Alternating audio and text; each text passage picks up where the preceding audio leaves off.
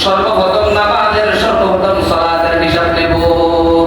যিনি নামাজের হিসাব দিয়ে পার পেয়ে যাবেন তার সমস্ত হিসাবগুলো সহজ হয়ে যাবে। যিনি প্রথম হিসাবের মধ্যে যিনি ধরা খেয়ে যাবেন তার ঠিকানা জাহান্নামের মধ্যে চলে যাবে। কিয়ামতের ময়দানের মধ্যে তার আমলনামা দেওয়া হবে। কারো আমলনামা আসবে ডান হাতের মধ্যে, কারো আমলনামা আসবে বাম হাতের মধ্যে।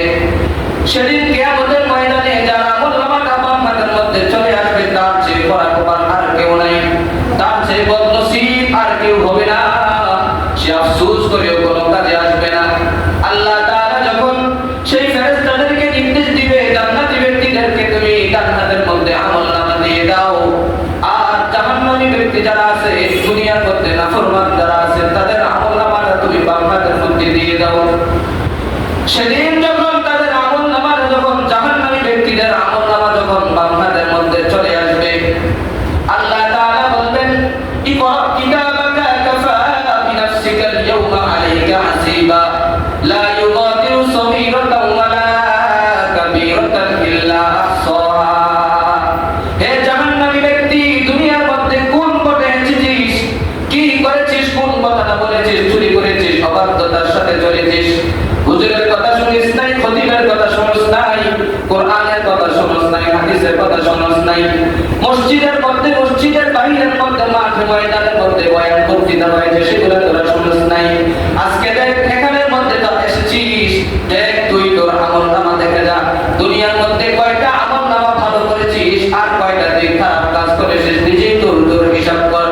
ইকরা কিতাবাকা, তুমি তোমার বই তুমি পড়ো। কাফা বিনাফসিকা আল-ইয়াওমা আলাইকা হাসিবা, নিজের উপরে কত জুলুম করেছো, অত্যাচার করেছো, অবিচার করেছো। কাফা বিনাফসিকা আল-ইয়াওমা আলাইকা হাসিবা, তুমি তোমার হিসাবটা করে নাও, তুমি তোমার হিসাব করে নাও। হাদিস শরীফের মধ্যে মুহাদ্দিসিনে কেরাম ব্যাখ্যা করেন তার আমলনামাটা কিভাবে দেওয়া হবে, জাহান্নামীদেরকে আমলনামা কিভাবে দিবেন। জাহান্নামের আমলনামাটা বাম হাতের মধ্যে চলে আসবে, তার বুকটাকে এভাবে মধ্যে ছিলা হবে, বুক ছিলা হবে, তার বাম হাতটা পিছনের দিকে দেওয়া হবে।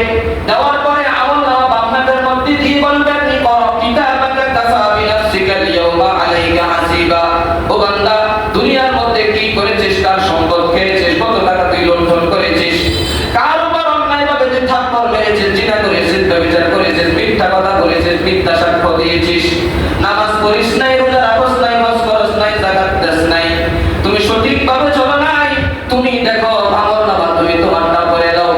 মুফাসসিরিনে কেরাম বলেন ফেরেশতারা যখন আল্লাহ তাআলাকে বলবে আল্লাহ তার আমলনামা তো পিছনের মধ্যে, তার চেহারা হলো সামনের মধ্যে, সে কিভাবে তার আমলনামা করবে, তখন আল্লাহ তাআলার পক্ষ থেকে ঘোষণা চলে আসবে ও আমার ফেরেশতারা, জাহান্নামী নাফরমান ফাসিক বান্দাটার মাথাটাকে ঘাড়টাকে মোচড় দিয়ে পিছনের দিকে ঘুরাইয়া দাও। সে তখন দেখতে পারবে দুনিয়ার মধ্যে কি করেছে না করেছে।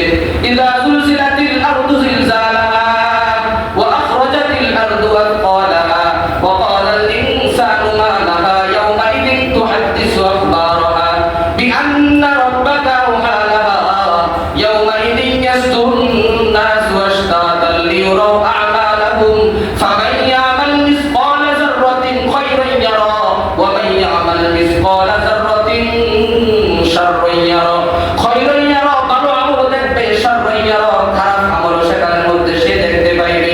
দুনিয়ার মধ্যে কি করেছে না করেছে সেখানের মধ্যে সে দেখতে পাইবে।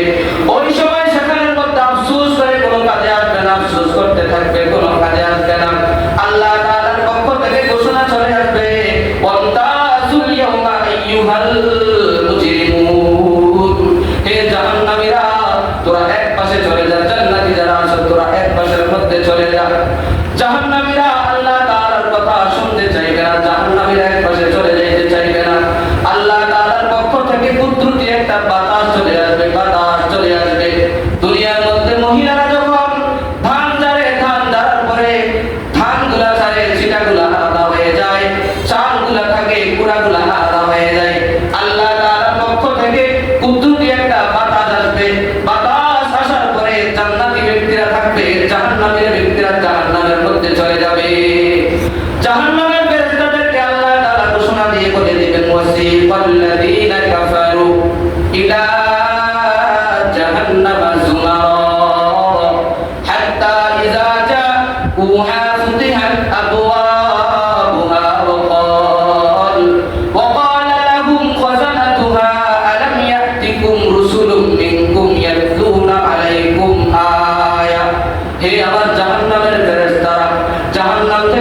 পিস্তল নিয়ে চলে আসো, জাহান্নামীদেরকে বাঁধো, সে জাহান্নামীদেরকে তোমরা জাহান্নামের মধ্যে নিয়ে ফেলাইয়া দাও। ফেরেশতারা আযাব দিতে থাকবে আর বলতে থাকবে, আলাম ইয়াকুনি লিল্লাযিনা আমানু আন তাখশা কুলুবুহুম লিযিকরিল্লাহ। দুনিয়ার মধ্যে তো আল্লাহ তাআলাকে ডাকার সময় গিয়েছিল, সেখানের মধ্যে কেন ডাকো নাই? দুনিয়ার মধ্যে তো আমল করো নাই, আফসোস করার সময় গিয়েছিল, সেখানের মধ্যে কেন তোমরা আফসোস করো নাই? দুনিয়ার মধ্যে কি আমার রাসূল যায় নাই? দুনিয়ার মধ্যে কি আল্লাহ তাআলা কোরআন পাঠান নাই, হাদিস পাঠান নাই? মসজিদের মধ্যে বসে কি খতিব সাহেব জান্নাত জাহান্নামের আলোচনা করে নাই? নামাজের কথা কি বলে নাই? সঠিক কথা বলে নাই? হক কথা কি বলে নাই? সুন্দরভাবে চলাফেরা করার জন্য তোমাকে বলে নাই? আজকে আখিরাতের মধ্যে এসে কেন তুমি আফসোস করছো? সুতরাং খুযু ফাযুল্লু, আজকে সেখানের মধ্যে তুমি জাহান্নামের স্বাদ আস্বাদন করতে থাকো। সেখানের মধ্যে জাহান্নামীরা কাঁদতে থাকবে, জাহান্নামীরা কাঁদতে থাকবে, সেদিন মধ্যে কোনো কান্না করে কোনো কাজে আসবে না। দুনিয়ার মধ্যে আমরা এসেছি, সেখানের মধ্যে কান্না করে কোনো কাজে আসবে না। দুনিয়ার মধ্যে যদি একটু কান্না করে যেতে পারতাম, সেই পানিগুলা আল্লাহ তাআলা কুদরতিভাবে জমা করে রেখে দিয়ে জাহান্নামের আগুনের মধ্যে ছিটা দিলে জাহান্নামের আগুন নিভা যাইত। দুনিয়ার মধ্যে কত হাসাইতো হাসলাম, কত হাসাইতো হাসলাম, কান্না আমার মতো কোনো সময় নাই। একটু হাসবার জন্য চিড়িয়াখানার মধ্যে চলে গিয়েছি, একটু হাসবার জন্য ভ্রমণ করেছি, একটু হাসবার জন্য টিভি দেখেছি, একটু আনন্দের জন্য সিনেমা হলের মধ্যে গিয়েছি, একটু আনন্দের জন্য একটু হাসবার জন্য আমি ঘোরার মধ্যে পার্কের মধ্যে চলে গিয়েছি। কখনো কি জাহান্নামের ভয়ে, কখনো কি আল্লাহ তাআলার ভয়ে, কখনো কি রাসূলের ভয়ে একটু কি আমরা কান্না করেছি? সেদিন যখন ৭০,০০০ ফেরেশতা জাহান্নামের আগুনকে পিছনের দিকে টানতে থাকবে, সেই ৭০,০০০ ফেরেশতা টানার পরেও সেই জাহান্নামের আগুন সামনের দিকে যেতে থাকবে। যখন তারা পারল না, আল্লাহ তাআলার পক্ষ থেকে কুদরতিভাবে কিছু পানি ছিটানো দেওয়া হবে। পানি দিতে দেরি হবে, জাহান্নামের আগুন পিছনের দিকে যাইতে দেরি করবেন না। যে ৭০,০০০ ফেরেশতা সেই জাহান্নামের আগুনটাকে পিছনের দিকে টানা শুরু করলো, তারা তো সেই শক্তি তাদের নাই সামনের থেকে পিছনের দিকে আনার মতো। তখন যখন দেখলো সেই জাহান্নামের ফেরেশতাগুলো যখন দেখলো আগুনগুলো পিছনের দিকে চলে গেল, সাথে সাথে আল্লাহ তাআলাকে প্রশ্ন করা শুরু করে দেবো, আল্লাহ আমরা ৭০,০০০ ফেরেশতা তো আগুনকে টানলাম, পিছনের দিকে আসলো না, কোন সেই পানি দিলেন? এটা কি হাউজে কাউসারের পানি? এটা কি বৃষ্টির পানি নাকি জমজমের পানি? এটা কি আবে হায়াতের পানি নাকি যে পানিটা দেওয়ার কারণে সাথে সাথে পিছনের দিকে চলে গেল? আল্লাহ তাআলা বলবেন, না ও আমার ফেরেশতারা, এটা হাউজে কাউসারের পানিও না, আবে হায়াতের পানিও না, দুনিয়ার কোনো ঝর্ণার পানিও না, বৃষ্টির পানিও না। ওগো আল্লাহ, তাহলে সেটা কিসের পানি একটু বলেন না, এটা কিসের পানি, এটা কিসের পানি? আল্লাহ তাআলা বলবেন, দুনিয়ার মধ্যে এমন কিছু আশিক আছে, এমন কিছু জান্নাতি ব্যক্তি আছে যারা আমার ভয়ে, যারা জাহান্নামের ভয়ে একটু কান্নাকাটি করেছিল, 2 ফোঁটা চোখের পানি ফেলাইছে, আমি আল্লাহ তাআলার দরবারে রোনাজারি করেছে, সেই যে রোনাজারি করলো, একটু কান্নাকাটি করলো, সেই চোখের পানিটাকে আমি আল্লাহ তাআলা কুদরতিভাবে জমা করে রেখেছিলাম। এইটা হলো সেই চোখের পানি। এই চোখের পানির বদৌলতে আমি আল্লাহ তাআলা সেই জাহান্নামকে পিছনের দিকে দিয়ে দিয়েছি। এজন্য ভাই বলি, বন্ধু বলি, বাবা বলি, চাচা বলি, জ্যাঠা বলি, যুবক ভাইরা বলি, আমাদের কি এখনো সময় আসে নাই আল্লাহ তাআলাকে ডাকবার মতো?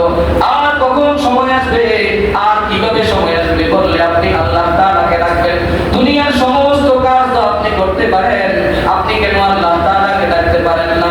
আপনি বাজারেও সময় দেন, আপনি রাস্তাঘাটের মধ্যেও সময় দেন, দোকানের মধ্যেও আপনি সময় দেন, আপনি বিবিকেও সময় দিতে পারেন, পার্কে গিয়েও সময় দিতে পারেন, বন্ধুকেও সময় দিতে পারেন, আপনি আপনার বান্ধবীকেও সময় দিতে পারেন, বাচ্চাকেও সময় দিতে পারেন।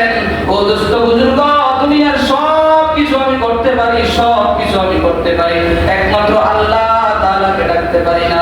খোদা কি আমার প্রতি নারাজ হবেন না? খোদা কি আমার প্রতি অসন্তুষ্ট হবেন না? মনে রাখো, আল্লাহ তাআলা যদি আমার প্রতি অসন্তুষ্ট হয়ে যায়, ফাসিরাত ফিদ দুনিয়া ওয়াল আখিরাহ, দুনিয়া আমার ধ্বংস হয়ে গেল, আখিরাতও আমার ধ্বংস হয়ে গেল। দুনিয়ার মধ্যেও শান্তি পাইলাম না, আখিরাতের মধ্যেও আমি অশান্তি থাকতে হবে। দুনিয়ার মধ্যেও মজা পাইলাম না, আখিরাতের মধ্যে কি আমি জান্নাত পেয়ে মজা কামাই করতে পারলাম না। এজন্য প্রতিজ্ঞা করা উচিত, এজন্য অন্তরের মধ্যে আশা থাকা উচিত, ইবাদত বন্দেগী করার আশা থাকা উচিত, আগ্রহ থাকা উচিত। আল্লাহ তাআলা কেন পাঠাইলেন? আমি আল্লাহ তাআলার বিধান মানছি কিনা, আমি কি করছি, ডান দিকে চলছি নাকি বাম দিকে চলছি, চলছি, খোদার বিধান মেনে চলছি, নাকি ইহুদি খ্রিস্টানদের কথা শুনছি? আমি কি খোদার বিধান মেনে চলছি, রাসূলের তরিকা অনুযায়ী কি নিজের জীবনটাকে গঠন করছি, নাকি নিজের নফসের কথা শুনছি, নাকি নিজের আত্মার কথা শুনছি? আমার আর আপনার ভিতরে যদি এই প্রশ্ন চলে আসে, আমার আর আপনার ভিতরে এই যদি আশা আকাঙ্ক্ষা চলে আসে, জীবন চলে যাবে, নামাজ কোনোদিন বাদ দেব না। রাজি আছেন ইনশাআল্লাহ?